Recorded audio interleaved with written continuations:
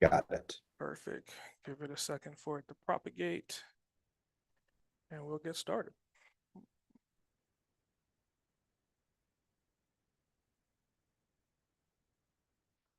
All right. Welcome back to Boss Uncaged podcast. So today is going to be a special episode. We're really going to do some real deep diving on some issues that entrepreneurs are faced with, but in reality, they probably don't have anyone to talk to about it. In this case, we have Jonathan, and I'm going to give him a pretty cool nickname for what we're going to be talking about. He is going to be the recovery boss. So without further ado, the floor is yours. Why don't you tell the audience a little bit more about yourself and what would you like to talk about today? Well, I love the nickname. Yeah, my name's Jonathan. I'm the CEO and founder of a business called Or Health. And we exist to make access to a daily pill that helps people drink less or quit more convenient, private, and affordable. Mm, This is very personal work for me because I struggled with alcohol misuse pretty much my entire adult life, and medication assisted treatment was a critical component of my recovery. And therefore, something I felt a lot of passion around making more well known, more accessible, more adopted. mm, mm. So the name Or is that kind of symbolic to like the old Atlantic recovery? Is it more so you're playing off an anchor? Like what's the meaning behind that? Yeah, I think of it as kind of like a rowing oar. Sometimes being caught in alcohol use disorder or any sort of addictive or compulsive behavior can kind of feel like being adrift in a Mm, fast moving river that we're kind of that's taking us to a destination we don't want to go to, but we've lost control of mm, our path. And so what we try to be is a very simple basic, easy to use tool that can help people navigate towards mm. safer shores. Got that. Got that. So, I mean, in this process, I mean, obviously, alcoholism is something that's world renownedly known. I mean, everyone has someone in some corner of the world that has dealt with this in some shape or form. Kind of let's just backtrack a little bit to like your younger days. Now, I know like your dad was a professor. Your mom kind of stepped out and was more so there for like you and your sister. What kind of started that spark? Was it something from the younger days or something as you got in a little bit more into adolescence that happened? I started struggling with alcohol Mm, basically from the first day I started drinking, which mm, was in high school. mm, And it took the form of binge drinking, I think largely to allay social anxiety mm, that I was feeling. And the roots of that social anxiety probably go back even further to like wanting to and feeling the need to make a positive impression mm, on and be accepted by everybody around me. I certainly felt that acutely in mm. social settings in high school, not being the most popular kid or the most self-confident.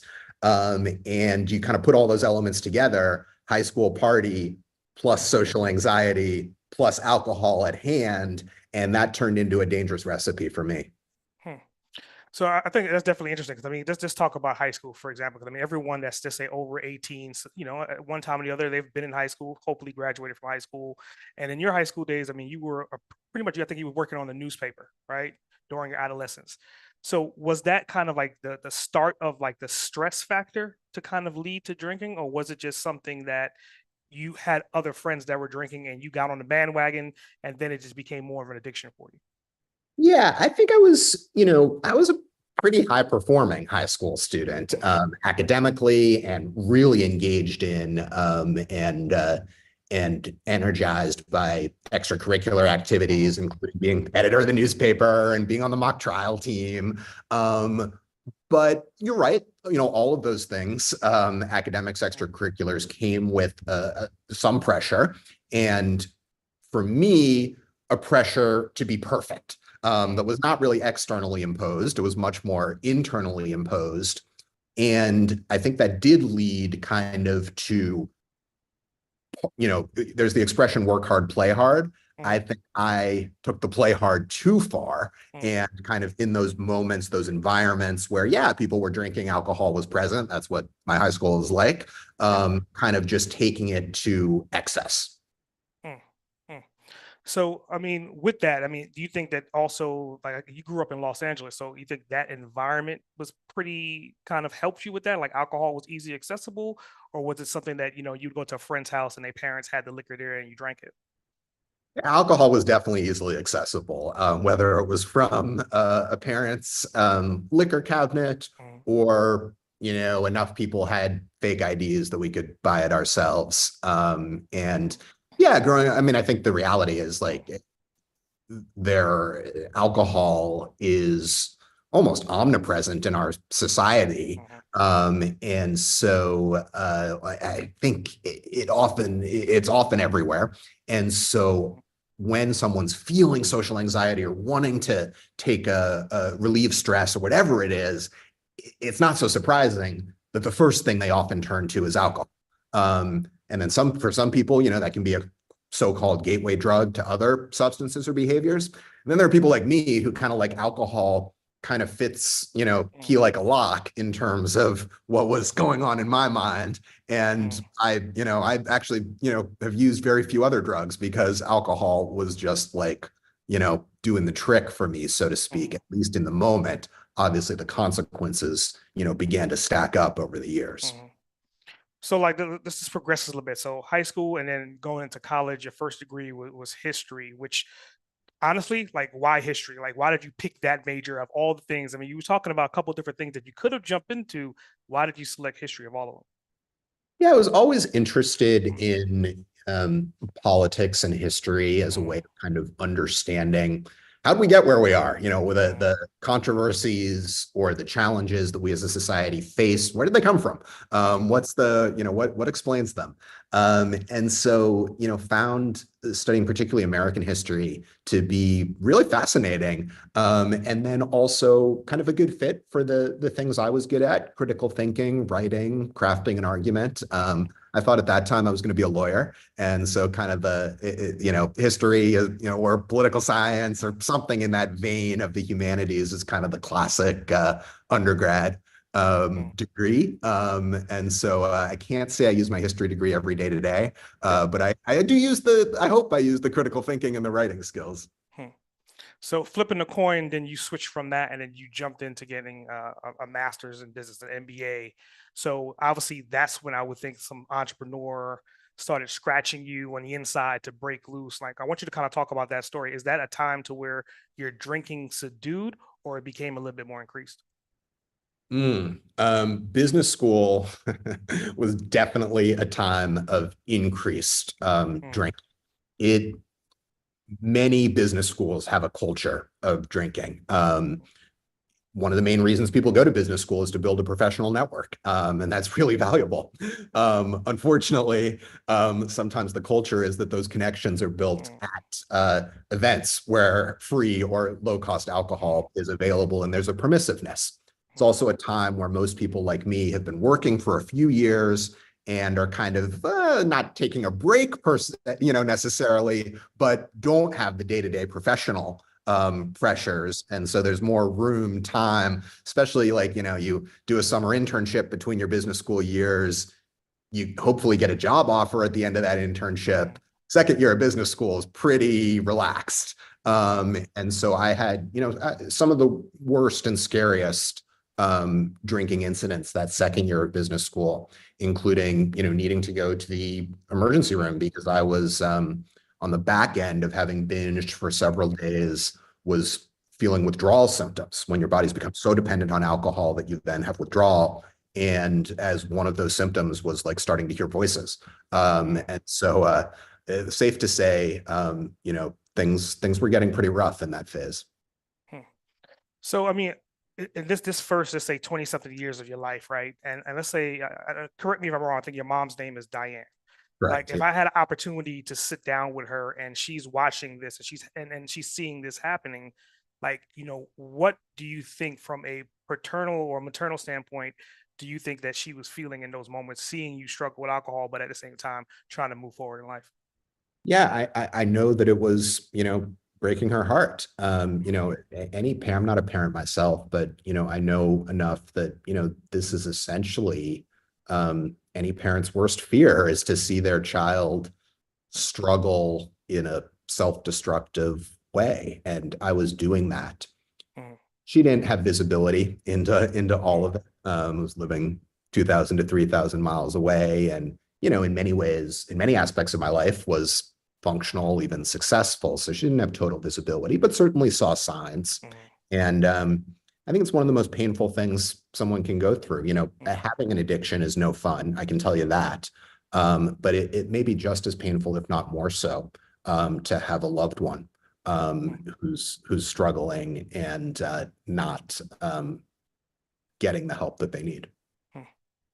So, I mean, I think everything that we've been talking about was just kind of building like the foundations, the Lego blocks of who you are. But who you are, anyone that's listening right now could definitely relate to it. So, the next thing I'm going to talk about is some stats, and you can correct me if any of these stats are skewed or wrong. But based upon this research I've done, 12 out of 20 entrepreneurs pretty much, well, 20 to 12 out of 100 entrepreneurs deal with some kind of alcoholism problems, right? So on average, that's about like 3 million to 6 million individuals just in the US that are struggling with that. Do you think that's something that, kind of going back to what you said, being in that college environment, being in those dorm rooms and having easily access to drink and be friends and socialize and network, has rolled into a greater longevity of depression with individuals dealing with alcoholism today? Yeah, I think absolutely. One of the interesting things about alcohol use disorder is that it cuts across almost every demographic category one could think of: age, sex, race, sexual orientation. But there are certainly specific populations Mhm. that are at elevated levels of risk and or at risk in unique ways. And I think that's true of entrepreneurs. Entrepreneurship can be lonely. It can involve uncertainty. Those sorts of stresses are known predictors of mental health challenges, Mm. alcohol misuse in particular. And then, we know, and secondly, we know that environment influences alcohol misuse and alcohol use disorder. And the reality is a lot of tech and entrepreneurship events are happy hours. And so we get back to a similar recipe of, I've got these stresses. I may not be dealing with them in the most constructive ways because I'm trying to Mm. grind on keeping this business alive. And what's the, balm that's being offered to me, and that's Mm. literally an arm's reach away? Alcohol. Hmm. I think it's definitely interesting because, I mean, on average, I say about 30% of entrepreneurs are suffering with some line of depression, give or take any given time of the day. Like, it's one of those things, I always call it going into the dark place. And some of us have the keen knack to fight and come out of it, and some of us stay in there a little bit longer. Now, if you add alcohol to that, now does that kind of give the perception that you're not in a dark place, even though that the alcohol is probably making you a little bit more depressed? Exactly. In the short run, alcohol is calming. Mm. It allays anxiety. It can create feelings of euphoria, excitement, heightened social connection. Mhm. It feels good. That's why most people do most drugs. It feels good. Yeah. However, after and in the long run, it has the opposite effect. It directly acts on the nervous system as a depressant. And if we develop alcohol use disorder or reliance on alcohol, it starts to crowd out the more sustainable protections against depression. We may start exercising less. We may spend less time on the hobbies and passions that give us energy. We may withdraw from important social relationships that don't revolve around alcohol. So I think the way alcohol is seductive in that way. Mm. In the short run, it feels like the answer to our problems, as Homer Simpson once said. Mm. But in the longer run, it really isn't. Mm. I think the correlation of personifying alcohol as a person and being sexy and being attractive to, and I've heard you use this terminology on several of the podcasts before, abstinence.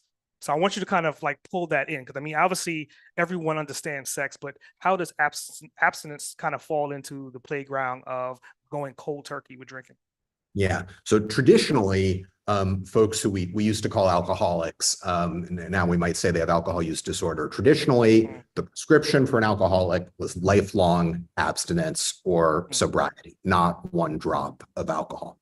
And that remains the right recipe for some people. It remains some people's treatment goal. And to be honest, the healthiest level of alcohol consumption for any of us is probably zero.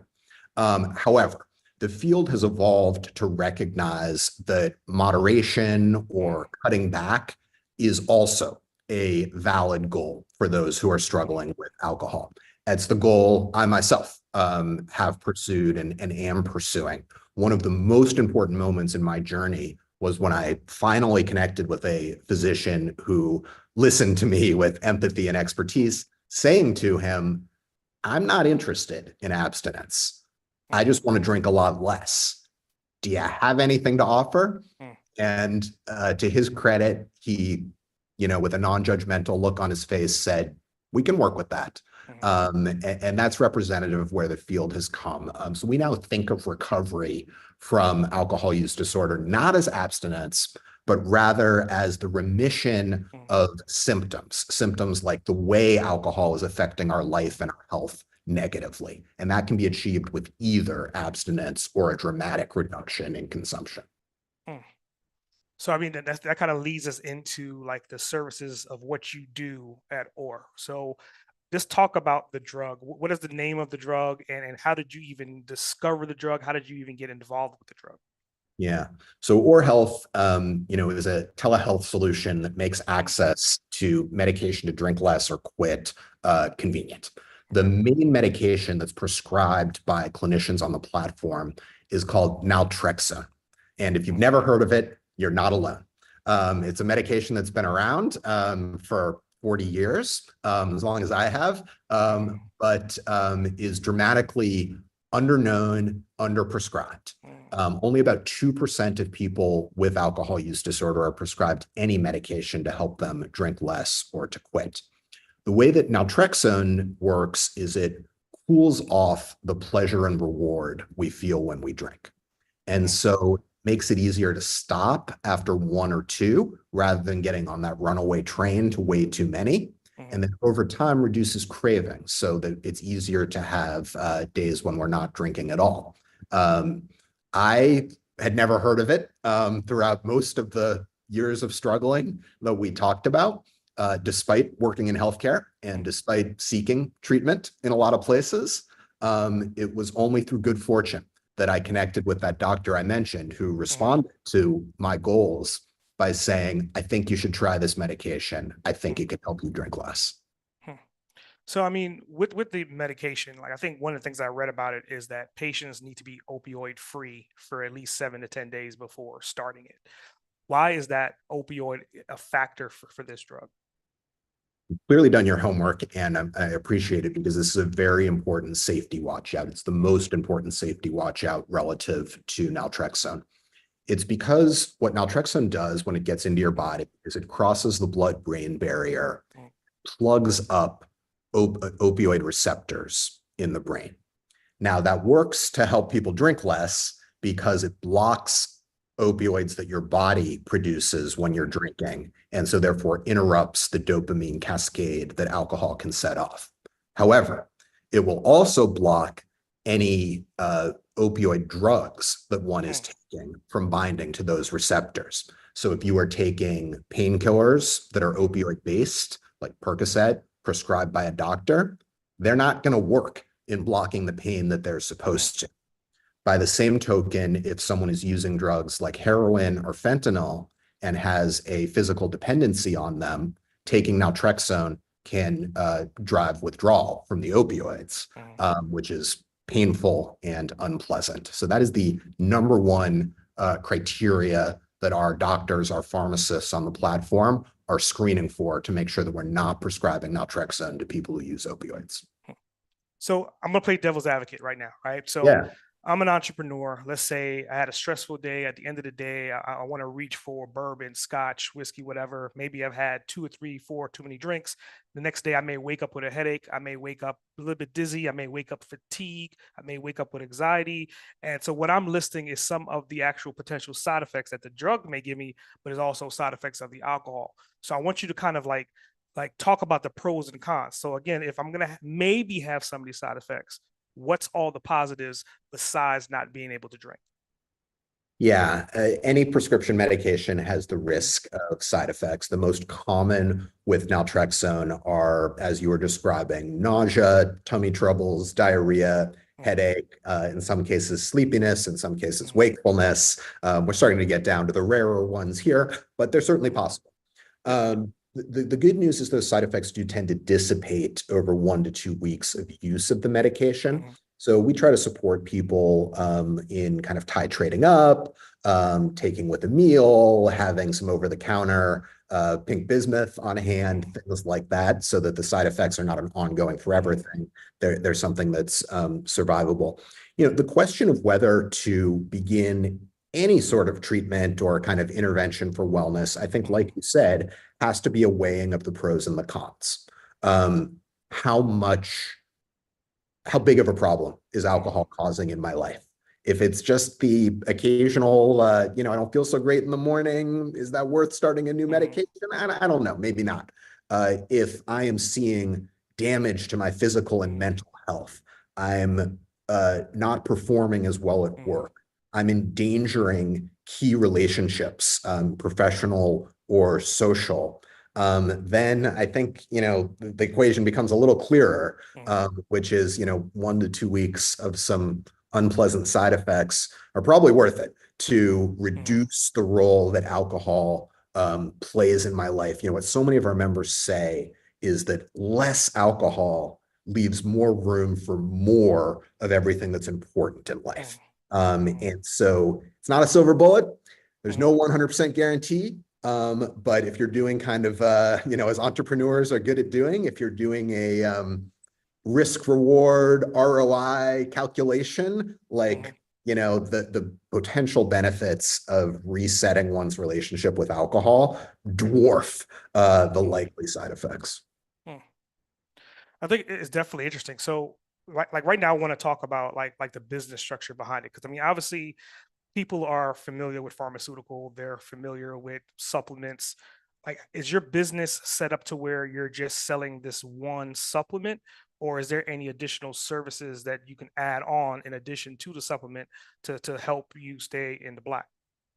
Yeah, or a membership to OR Mhm, includes the following: consultations with a doctor or nurse practitioner mhm, licensed in the member state who can certainly prescribe medication, but also recommend sources of psychosocial mhm, support and provide ongoing advice. If medication is prescribed, it includes access to the medication, including reliable, convenient, discreet home delivery. And then thirdly, access to our member community, where we have kind of an always-on private support group, mhm, and then host live peer support meetings once weekly. mhm. So, I mean, with that, so it sounds like you have kind of hand-holding consulting, right? To simplify that, and then you have like the purchasable the item that they can actually purchase. That's obviously something that they can use, but it will run out and they have to replenish it. Are there any other per se SKUs that you can kind of additionally add on outside of the medication? Yeah, in terms of physical goods, no, not at this time. Mhm, Naltrexone is the recommended frontline medication mhm, for the treatment of alcohol use disorder, meaning it's barring one of the contraindications we mhm, talked about. It's the place to start for mhm, most people. We, in our evolution as a company, are certainly exploring adding other medications to the shelf. There are mhm, 2 other medications approved by the FDA for the treatment of alcohol problems, so those would be natural ones. We're also, considering medications that could help treat common co-occurring mhm, mental health challenges, like you named the big one, depression. mhm, So maybe in the future there'll be some more mhm. SKUs on the shelf, but right now we're really focused on the frontline drug. Got it. So I think the biggest question for entrepreneurs is it comes down to the insurance, right? Some entrepreneurs are self-insured, some entrepreneurs have no insurance. Is what you're doing and are the drugs you're providing usually then covered by insurance? So Or Health does not accept insurance. We're an entirely cash pay business. Plans start as low as $39 a month. Mhm. But we're not the only place in the world to get naltrexone. I want to make that very clear. So often the answer to your question is yes. If someone is able to go to a physician who's in network with their insurance plan Mm. and use their pharmacy benefit at the counter at a pharmacy, they very well, depending on the details of their insurance plan, they may get significant coverage of the costs. The I wish we lived in a world where every primary care physician was confident and comfortable using the tools of modern medicine, including naltrexone. Unfortunately, that's not always the case. And, a referral to AA or specialized inpatient treatment may be what you hear. Nothing against those, but they're not the only options. And so we kind of exist as a plan B for those who are having trouble getting access to the recommended frontline medication. Mm. Mm. It's a fascinating topic because I mean I think people like that have alcoholism, they don't really look at it as far as different treatments. It's kind of like either cold turkey or you're drinking, right? So for you to kind of bring something in the middle gray area to help them convert is definitely useful. Another thing too about you and your history that I realize is that you've done a bit of traveling, right? Back in 2009, you were in South Africa. So during that time, this is like a dual question. During that time, were you dealing with alcoholism issues at that time, or were you finally coming out of it and then you started to like help other people on that journey? Yeah, I struggled for a good 15 years, kind of from high school into my early 30s. Mhm. So covering high school, college, the beginning of my career, business school, working at one of the most prestigious consulting companies in the world, Mhm. working, ironically, at some of the largest healthcare insurers. So it was a long period of struggle where I tried a lot of the options that first come to mind: Alcoholics Anonymous, therapy, primary care, and kind of always heard the same thing, which was you need to quit and start going to meetings. And I gave those a shot. It wasn't until kind of good fortune that I found the option that works for me, which is exactly what motivated me to start Or. I hope that we're part of exactly what you were describing, which is broadening the continuum of options that are available to people. Mhm. There's AA has helped millions of people, and I try to be humble about that. Millions more than I or anyone else has Mhm. helped. And it's the perfect option for some people, but not for everybody. Mhm. And if we want to help all 30 million people in the United States who meet the criteria for alcohol use disorder, Mhm. we need to give each of them a welcoming front door, whether that's AA or a rehab program or a medication that they can get started with in the comfort of their own home. And they need to feel empowered to mix and match and adjust those different forms of support over a recovery journey that we hope lasts the rest of their lives. Mhm. Mhm. So, I mean, you brought up an interesting number. I mean, 30 million is roughly about 10% of the US population out of the 300 million, right? So, with that, would you say that your value proposition in your corporation is the community aspect?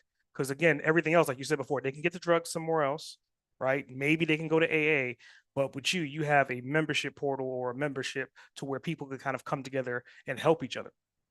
Yeah, it's definitely a key component. I'd say there are three core aspects to our value proposition. One is convenient access to the medication. Yes, there are other ways to get it, but we make it simple. Mhm. Two is what you mentioned, which is the community, especially because this is a medication that's so underutilized. Mhm. It's unlikely that any given individual is going to know other people organically that they can talk about, particularly their use of this medication with, or members form that sort of community. And then the last is access to a clinician who is experienced prescribing this medication. That might seem, easy to take for granted, but the reality is awareness and experience with this medication among clinicians is actually quite low. And one of the things that doctors have told me is that our medical education system really doesn't do a good enough job of preparing doctors to treat issues of addiction and substance abuse, given how frequently it's going to come up. They cover the parts of the body, but addiction, which touches every part of the body, kind of, maybe they get a day on it. And so I wouldn't undervalue that, like being able to work with a clinician who knows this disorder, knows this medication. So let's say if I had an opportunity I didn't know you, I wasn't doing this interview, the first time I met you, and I just randomly asked you this question, how would you identify yourself just using 3 to 5 words? What would those 3 to 5 words be? I really think of myself as a mission-oriented healthcare entrepreneur. So does that play into, I guess, one of your favorite quotes that you've used before is less is more?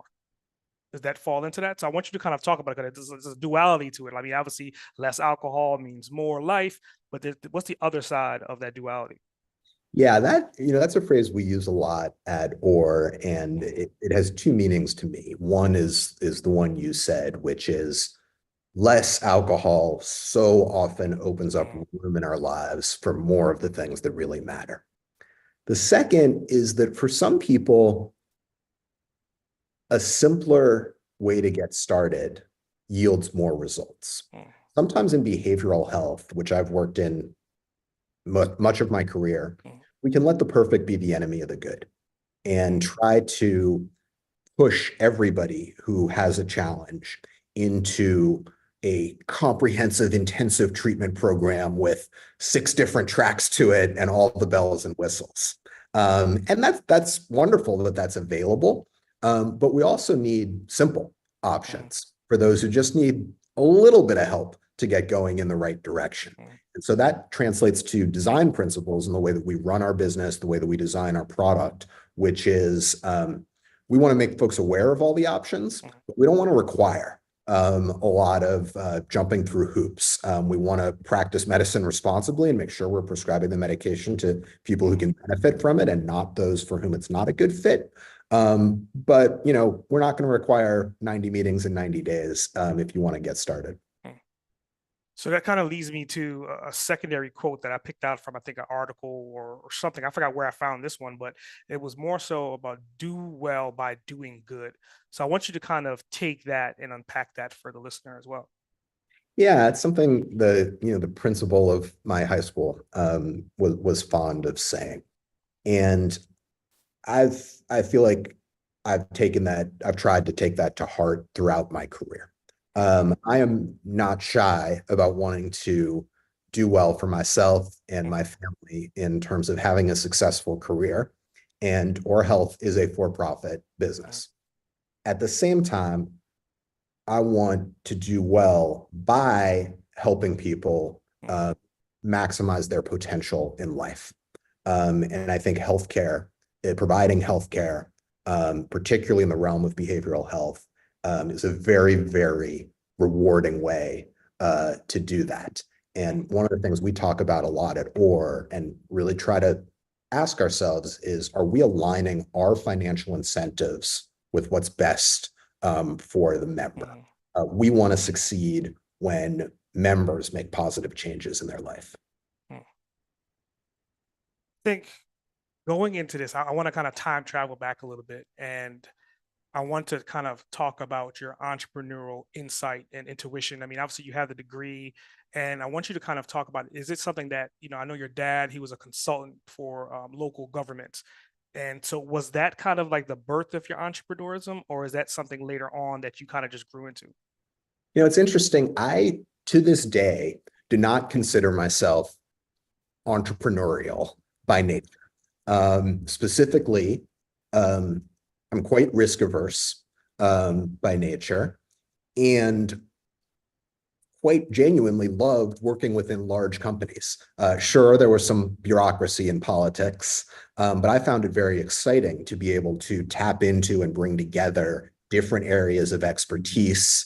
And, at one of the insurance companies I worked for, be, in some sense, responsible for the healthcare of 4 million, seniors. Like that was exciting to me. So none of those things I just said sound, come out of too many entrepreneurs' mouths. So it was a real leap of faith to step away from a pretty traditional corporate Fortune 500 career path and start OR. I think what got me over the hump was kind of having a high degree of conviction around the entrepreneurial insight. As you said, I love that phrase. It's such an important part of the journey. After I had tremendous success with naltrexone and felt like I got control back over alcohol rather than vice versa, I just couldn't get out of my head how dramatic that experience was. And it didn't take too much research to confirm that I was far from alone in struggling with the problem, in being unaware of this option for addressing it. And, I was thinking about that just at this time that like telehealth was starting to get a little bit more adopted. People were getting more comfortable with it. And, it just seemed so clear to me. If my motto is do well by doing good, right? Yeah. Like, I have to take a shot at doing well by doing good in this specific way.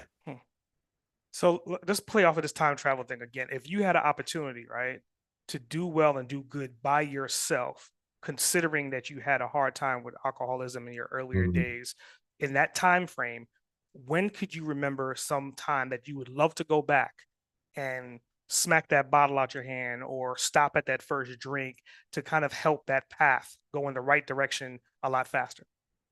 Yeah. Well, there's no shortage of, evenings that I regret and would like to do differently. I didn't just hurt myself. I hurt a lot of people who didn't deserve it. I think what I wish I could time travel and do is to take a broader view of what options were available to address what I knew was a problem. It was no secret to me that I had a drinking problem.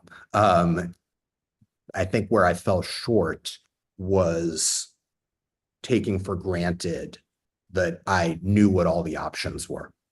And, there was an opportunity way back. There was an opportunity to use those research and, critical thinking skills of a history major and really understand the landscape of treatment options, which are substantially more diverse and varied than we've kind of been led to believe by media or the experiences that get most written about. I wish I'd educated myself a little better. So, I mean, I'm happy you finished that sentence on education, which kind of leads me to, it was a book that you had brought up, and I think it was on Winning on Purpose. I want you to kind of talk about that book and any other books that you would recommend to an entrepreneur, not only to help them with like the mentality and the mental issues they may struggle with, but to kind of help them learn and move forward without the use of alcohol. Yeah, for sure. I'll give you kind of 3 books that have been most meaningful to me in my journey. Winning on Purpose is, I think, useful to any entrepreneur who has customers, which is hope or wants to have customers, which I hope is all of them. And it is, rooted in the Net Promoter System, which many folks are familiar with, but builds on top of that to talk about the way that having a firm sense of purpose as a company, as an entrepreneur, can be a secret weapon in terms of engaging and satisfying customers on a deep emotional level and on recruiting, motivating, and getting the best out of a team. So I think that one's universally applicable. Getting a little more specific, the second book that I found really influential is an oldie but a goodie, Atomic Habits. Probably not the first time it's been recommended in your book club, but there's a reason. And it's a book that I've found both useful as an entrepreneur, where you have these big, grand ambitions that are frankly impossible to realize in a day or a week, and kind of getting more comfortable with the idea of 1% improvement each day and the big accomplishments that can lead to. It's also quite relevant to people cutting back on their drinking or building healthy habits in any other way. So it's kind of crossed over and been helpful to me personally, and informed the way we shape some of the experience at OR and help people, yes, start taking the medication, which is a good atomic habit, but then starting to build healthy habits that replace alcohol use in their lives. And then the last, most specific, is a book called The Miracle Method, which is not a title that I love, but it is a book that has some really provocative ideas about how people recover from alcohol misuse. And, one of those, it essentially rejects the received wisdom that, addiction gets worse and worse and worse. And then you hit rock bottom, and then you have this magical moment and things get better and better and better. And instead offer some really practical suggestions on how to seize the moment. And consistent with atomic habits, make one small change and use that as the catalyst to make kind of today the day that improvement begins. I think this is fascinating, because earlier on you had said 30 million, right? 30 million is like the general US based number of individuals that are dealing with alcoholism. And then earlier I talked about, a smaller percentage of that, like around 6 million on the high end, are entrepreneurs. With both these numbers being factors, like, who is your ideal avatar that your company is working with and having the most success with? Yeah, our kind of core customer is a person in their 30s to 50s who is professionally successful and quite probably works in sales, broadly defined, which would include many entrepreneurs, since we're usually the chief salesperson for our company, who travels a lot, whether for work or for pleasure, who's enjoys novel experiences, who has relatively high income, and so is outwardly successful on a lot of measures, but who has seen alcohol go from something that was complementary to that success to escalating to a point where it's starting to raise at least yellow flags, maybe not red flags, maybe not rock bottom, but they're starting to see, I'm more fatigued. I'm not as sharp as I could be at 8 a.m. I'm coming home to my family depleted. That's the sort of person who can benefit from a daily pill that makes it easier to drink less or quit, and who frankly may not have the time or the inclination to do something more intensive right now in their life. So, I think obviously we have to have some listeners that fit that category, right? I want you to talk about words of wisdom. It could be someone that could be, we've interviewed people that were multimillionaires to billionaires, people that have that acquisitions to 100 million. So behind the scenes, they're probably dealing with alcoholism to a certain extent. What words of wisdom would you help them to obviously deal with the stresses of dealing with that quantity of capital and responsibility, but at the same time being more respectful of their own health? Let's say recovery or improvement is possible. That's the first thing to know. I'm one example. There are tens of millions of others of Americans just in this country who have changed their relationship with alcohol or drugs for the better. Two, the options to do so are more varied than you may have been led to believe. So it pays to do a bit of homework. You don't have to become an encyclopedia and expert on every option under the sun. But if the ones that are most apparent to you in terms of help don't feel like good fits, it pays to dig a little deeper, because there are options out there. And then the last is that it's never too early or too late to get started on a recovery or change project. You don't have to wait for rock bottom. In fact, it's inadvisable. But by the same token, no matter how dark and difficult things are feeling, improvement and a better tomorrow are always possible. So they're listening. Where can they get in contact with you? Where can they actually get access? Where can they actually see the membership? Sure. So it all starts at oarhealth.com, OAR health.com. We have a lot of resources that go deeper into what is alcohol use disorder, what is medication-assisted treatment. Those are not household terms. If it ends up feeling like something someone's interested in, there are options to connect with a clinician directly from the website 24/7. And then I'd also invite people to connect with me directly. There is an option on the website to book 15 minutes to connect and chat just as we have. And you can also find me on LinkedIn and my email. I'll give you my email. It's jonathan@orrx.com. Very cool.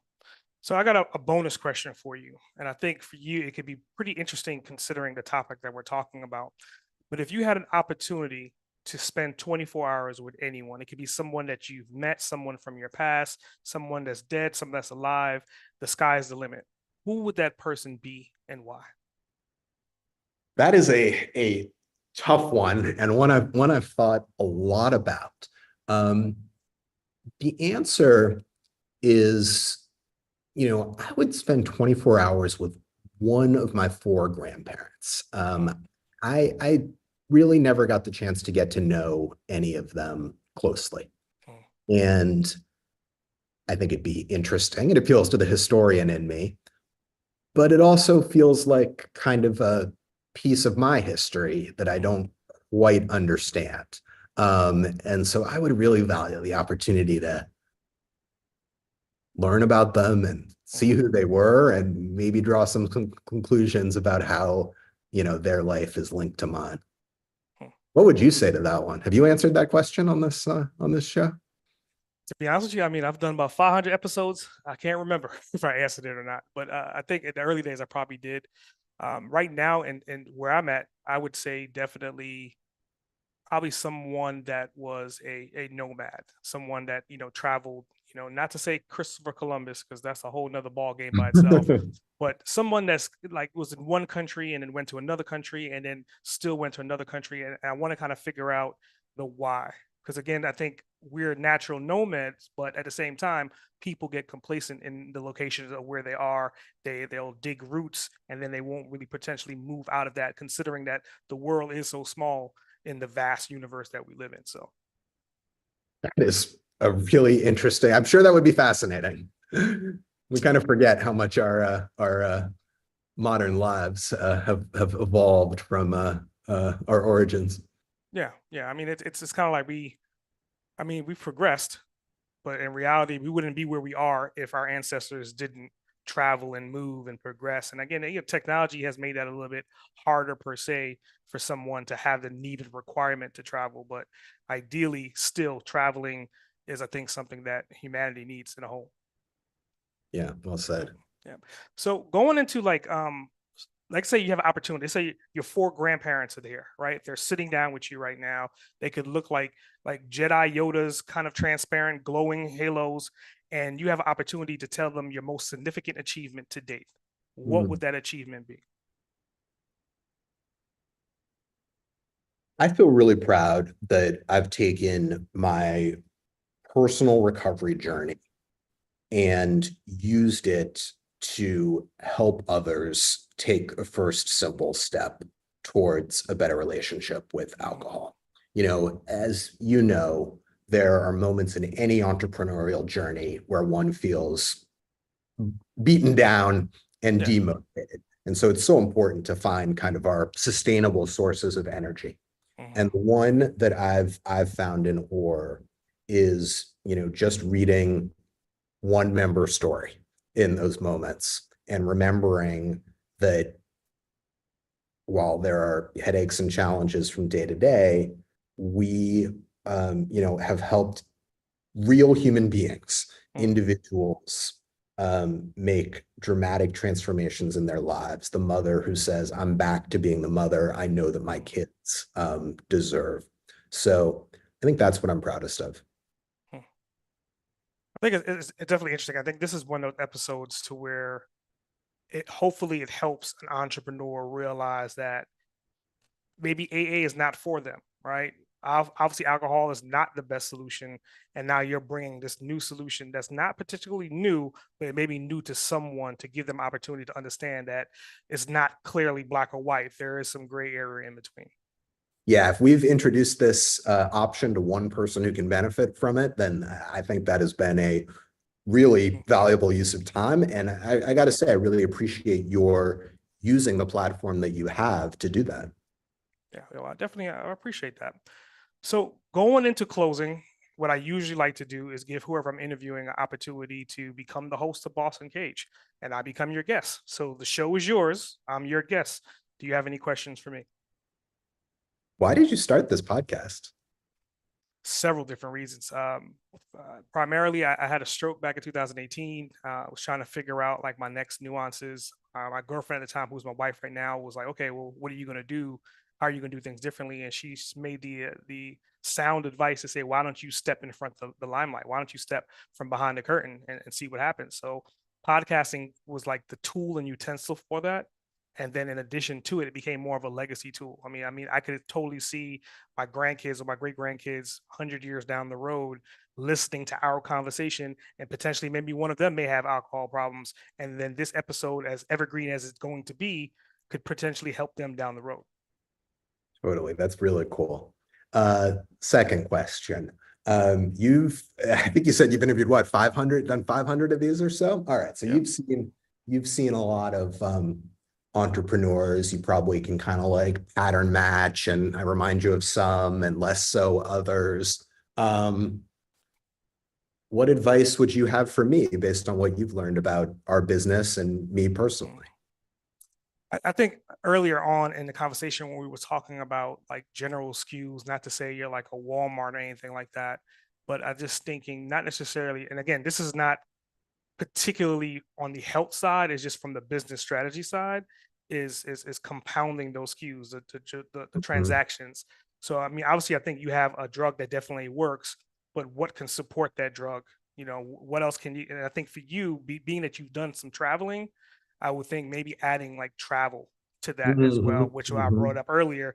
Maybe you can kind of do like a 20-person mastermind resort that actually goes Mhm. over the actual philosophy of the drug, the breakdown. Maybe you have some motivational speakers that are doctors that have like cause and effect and case studies to show them examples of what has happened. And at the same time, you have a little bit of the luxury aspect of relaxing on the beach and showing them what happens when somebody comes to them on the beach and said, "Hey, you want another mojito or whatever it is?"